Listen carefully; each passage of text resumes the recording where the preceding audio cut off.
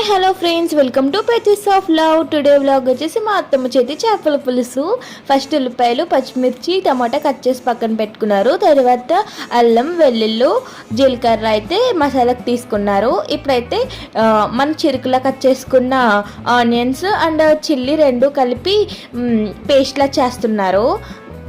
మాకైతే ఇక్కడ మిక్సీ కాకుండా అలా సంతకాల మీద అయితే నూరుతారు.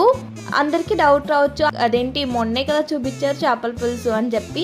అదైతే మా అమ్మ చేతి చేపల పులుసు, ఇదైతే మా అత్తమ్మ చేతి చేపల పులుసు. ఇదొక స్టైల్లో ఉంటుంది, అదొక స్టైల్లో ఉంటుంది.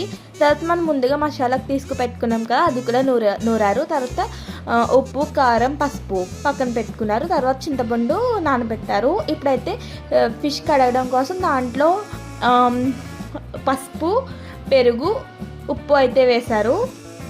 ఆ ఫిష్ వాష్ చేసిన తర్వాత అయితే పొయ్యి మీద దాకా పెట్టుకుని ఆయిల్ అయితే వేసుకోవాలి. ఇది బాగా హీట్ ఎక్కిన తర్వాత మనం ఉల్లిపాయ పేస్ట్ ఉంది కదా, ఉల్లిపాయ పేస్ట్ దాంట్లోకి వేసుకోవాలి. నాకు మొత్తం అయితే ఒకటి చెప్పారు, ఏంటంటే అది మనం గ్యాస్ మీద కంటే పొయ్యి మీద వండుకున్నది ఇలా నాన్ వెజ్ కర్రీస్ చాలా టేస్ట్ వస్తుందని అయితే చెప్పారు. ఆ తర్వాత దాంట్లోకి మనం తీసుకుచెట్టుకున్న పసుపు, ఉప్పు, కారం అయితే వేసుకుని దాన్ని బాగా కలపాలి. బాగా వేగిన తర్వాత దాంట్లో కొంచెం మసాలా వేయాలి. కొంచెం మసాలా లాస్ట్లో అయితే యాడ్ చేశారు మొత్తమ్మ.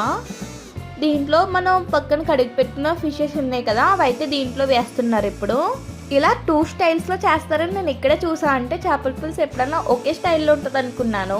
ఏ కర్రీస్ అన్నా ఇలా 2 స్టైల్స్లో ఉంటాయి అనుకుంటా.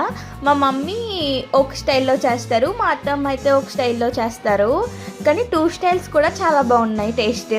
ఇప్పుడైతే మనం పక్కన చింతపండు పెట్టుకున్నాం కానీ నానబెట్టుకుని అదైతే పులుపు పిండుతున్నారు ఇప్పుడు పులుసులోను.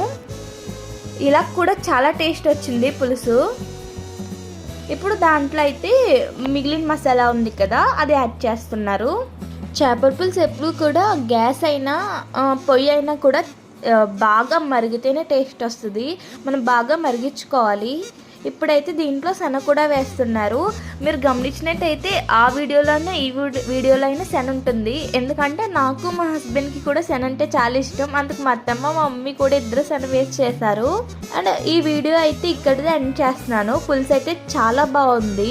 మా వీడియోస్ కానీ మీకు నచ్చినట్టయితే please do like, share, subscribe pages of love.